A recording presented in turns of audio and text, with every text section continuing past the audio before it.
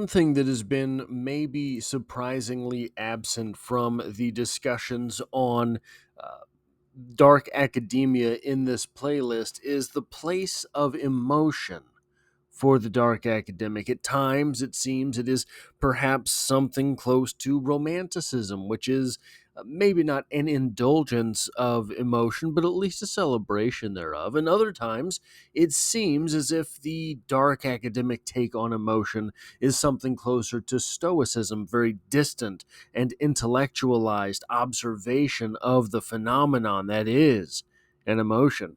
But I think that there is actually a line between the two, and we're going to turn to Robert Frost in order to get there. Welcome to Strip Cover Lit, where we squeeze the bigger picture out of literature. I'm Adrian Ford, and we are here for another poetry discussion, which will appear in three different playlists here on the channel. Number one being the poetry discussion playlist, now approaching 800 videos strong. Number two being the Robert Frost playlist, a playlist dedicated to the cranky old man himself. And number three being the Dark Academia playlist, the home of all your dark academic needs. The poem in question today is known as Home Burial. It's a long one, so stick with me, but it reads as such. Home Burial by Robert Frost. He saw her from the bottom of the stairs before she saw him. She was starting down, looking back over her shoulder at some fear. She took a doubtful step, then undid it to raise herself and look again. He spoke, advancing toward her. "What is it you see from up there always? For I want to know." She turned and sank upon her skirts at that, and her face changed from terrified to dull. He said to gain time, "What is it you see?" Mounting until she cowered under him. I will find out now. You must tell me, dear." She, in her place, refused him any help, with the least stiffening of her neck and silence, but let him look, sure that he wouldn't see, blind creature, and a while he didn't see. But at last he murmured, "Oh," and again, "Oh, what is it? What is it? What?" she said. "Just that I see. You don't," she challenged. "Tell me what it is." "The wonder is I didn't see it at once. I never noticed it from here before. I must be wonted to it. That's the reason. The little graveyard where my people are, so small the window frames the whole of it, not so much larger than a bedroom, is it? There are 3 stones of slate and one of marble, broad-shouldered little slabs there in the sunlight on the side hill. We haven't to mind those, but I understand. It is not the stones, but the child's mound." "Don't, don't," she cried. She withdrew, shrinking from beneath his arm that rested on the banister, and slid downstairs, and turned on him with such a daunting look he said twice over before he knew himself, "Can't a man speak of his own child he's lost?" "Not you. Oh, where's my hat? Oh, I don't need it. I must get out of here. I must get air. I don't know rightly whether any man can. Amy, don't go to someone else this time. Listen to me. I won't come down the stairs." He sat and fixed his chin between his fists. "There's something I should like to ask you, dear. You don't know how to ask it. Help me then." Her fingers moved the latch for all reply. "My words are nearly always an offense. I don't know how to speak of anything so as to please you, but I might be taught, I should suppose. I can't say I see how. A man must partly give up being a man with women folk. We could have some arrangement, but by which I'd bind myself to keep hands off anything special you're a mind to name, though I don't like such things twixt those that love. Two that don't love can't live together without them, but two that can't live together with, but two that do can't live together with them. She moved the latch a little. Don't go. Don't carry it to someone else this time. Tell me about it if it's something human. Let me into your grief. I'm not so much unlike other folks as your standing there apart would make me out. Give me my chance. I do think, though, you overdo it a little. What was it brought what was it brought you up to think it the thing to take your mother loss of a first child so inconsolably in the face of love? You'd think his memory might be satisfied. There you go, sneering now. I'm not. I'm not. You make me angry. I'll come down to you. God, what a woman. And it's come to this. A man can't speak of his own child that's dead. You can't because you don't know how to speak. If you had any feelings, you that dug with your own hand, how could you? His little grave. I saw you from that very window there making the gravel leap in the air. Leap up like that. And land so lightly and roll back down to the mound beside the hole. I thought, who is that man? I didn't know you. And I crept down the stairs and up the stairs to look again, and still your spade kept lifting. Then you came in. I heard your rumbling voice out in the kitchen, and I don't know why, but I went near to see with my own eyes. You could sit there with the stains on your shoes of the fresh earth from your own baby's grave and talk about your everyday concerns. You had stood the spade up against the wall outside there in the entry, for I saw it. I shall laugh the worst laugh I ever laughed. I'm cursed. God, if I don't believe I'm cursed.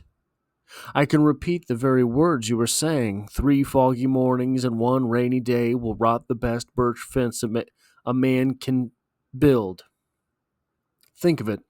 Talk like that at such a time. What had how long it take a birch to rot to do with what was in the darkened parlor? You couldn't care. The nearest friends can go with anyone to death, come so far short they might as well try to go at all.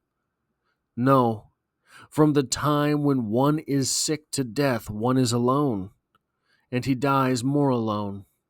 Friends make pretense of following to the grave, but before one is in it, their minds are turned and making the best of their way back to life and living people and things they understand. But the world's evil. I won't have grief, so if I can change it. Oh, I won't. There, you have said it all, and you feel better. You won't go now. You're crying. Close the door. The heart's gone out of it. Why keep it up? Amy, there's someone coming down the road. You, oh, you think the talk is all. I must go, somewhere out of this house. How can I make you, if you do? She was opening the door wider. Where do you mean to go? First tell me that. I'll follow and bring you back by force, I will. So, what's going on in this poem? Well, a man and a woman have lost their firstborn child, and they are at odds at how it was handled.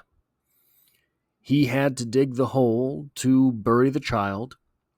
Then he came in and was talking about random daily stuff, and she was taken aback. She was taken aghast. Couldn't understand how he could do such a thing, how he could talk that way when essentially their world had ended. I don't think this is an uncommon occurrence, right? I think that anyone who goes through something so dastardly is going to have uh, immediate impacts in their relations with other people. Your relationships with other people suffer in the wake of tragedy, whether they understand it or not.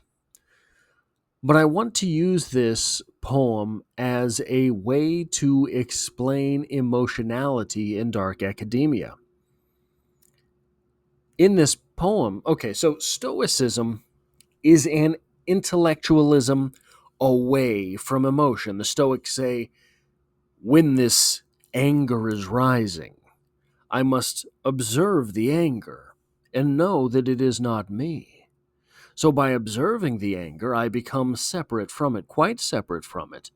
So separate from that anger that I can squelch it. That's Stoicism, more or less, right?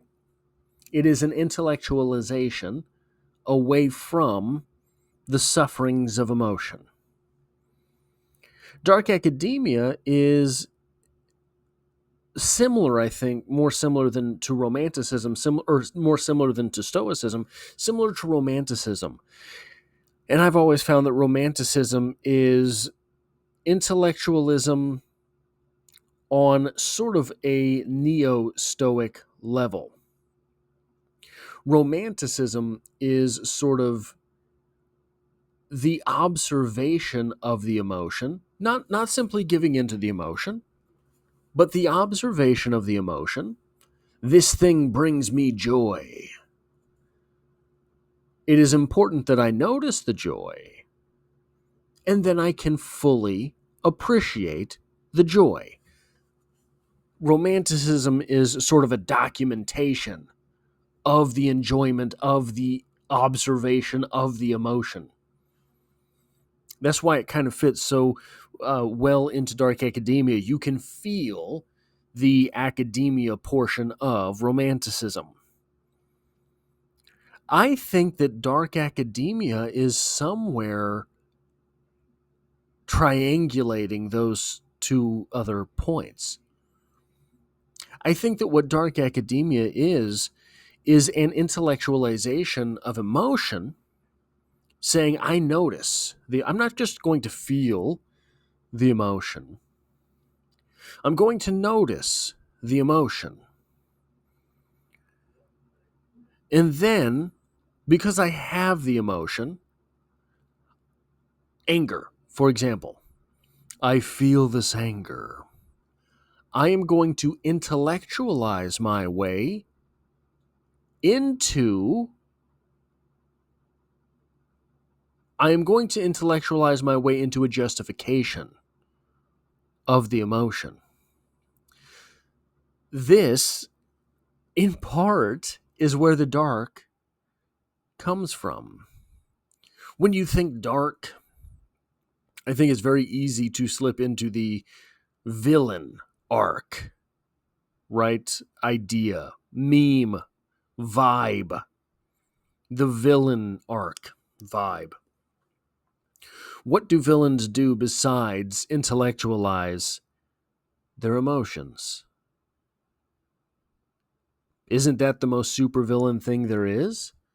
I have this anger, and so I will justify it to myself.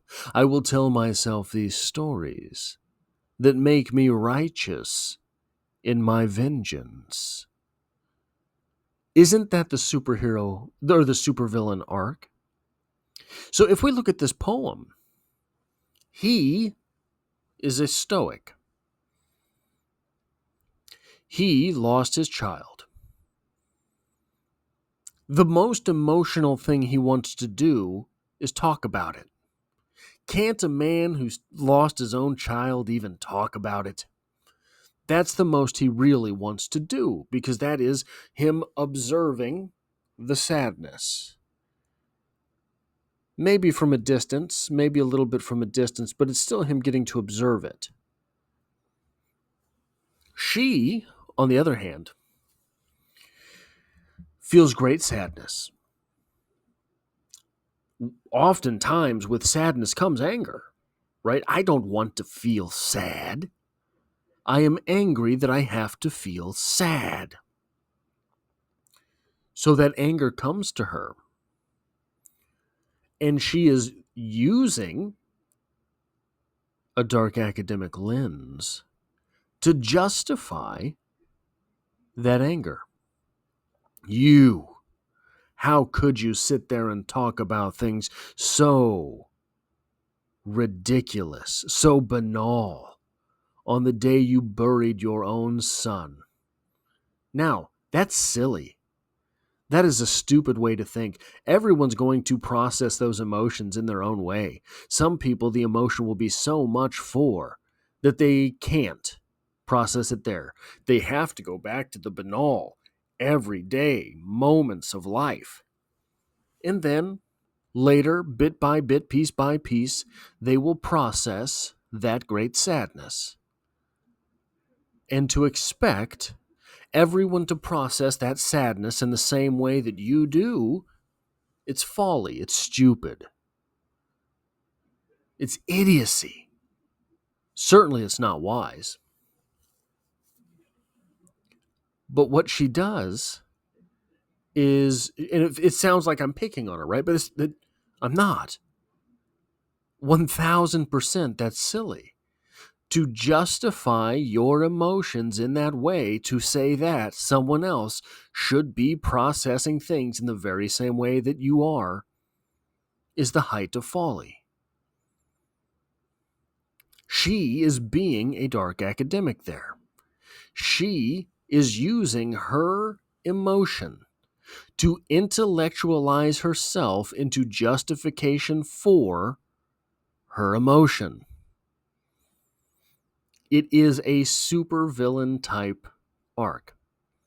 So that is what I have for this discussion. If you like or appreciate what it is that I do here, hitting the like button really does help me out, as it tells YouTube to share this video with other literature lovers. If you find yourself here by chance but not design, literature is the only thing I talk about on this channel, dropping multiple videos every single week. And as always, I hope to have you back for the next one.